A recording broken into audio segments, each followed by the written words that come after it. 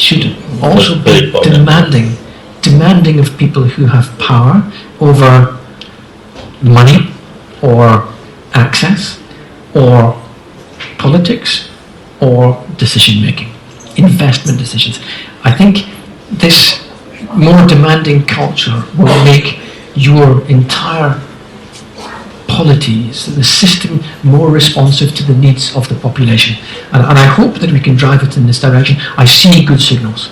Nothing is perfect, we are not perfect either, but I see good signals, and we need to keep encouraging that the reform is maintained. There is one very important point that I need to mention, which is that the rule of law is all-encompassing. It's all-encompassing. The idea that investors will come... Election observer of the commission made a number of recommendations following the election. Which areas do you believe deserve the most urgent attention?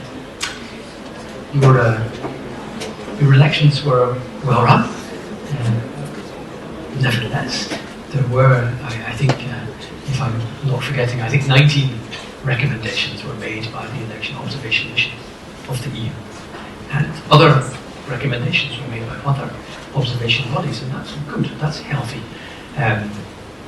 What we have done is we have maintained this dialogue with the Election Commission and with civil society to identify which are the recommendations that can be acted upon relatively quickly because perhaps they are technical in nature.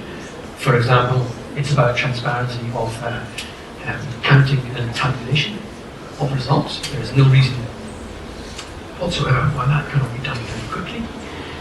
And which recommendations are a bit more complex, requiring perhaps changes in legislation.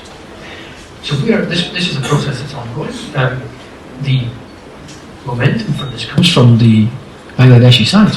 So we are here to share expertise and to help you achieve your own ambitions. That's the most important thing. And I see that there is an ambition to continue to reform. So we will continue. I'm very hopeful. You have democracy, human rights, rule of law, and civic space. But Europe also has a strategic and economic interests. When values and interests collide, how does the European Union balance the two? I will give you a glib answer, which is I do not think these values collide. I think they reinforce one another.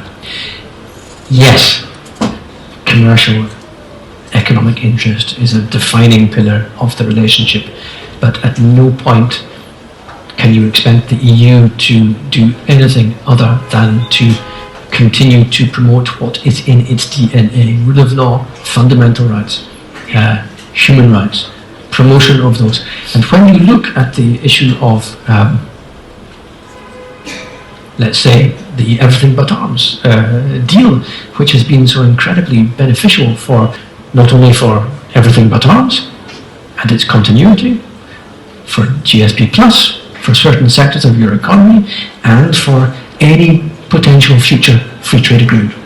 Let me now turn to perhaps the most tangible part of the relationship: trade, jobs, and opportunities.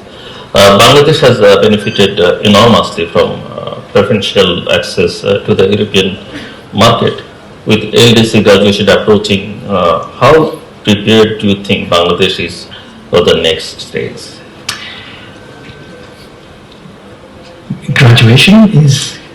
There is an ongoing conversation about a delay in your graduation, but I think we can talk about the principle of graduation. And we have seen some effort to prepare for graduation. There was a smooth transition strategy, but I think that the reality as seen by us is that there are many challenges left to prepare the country.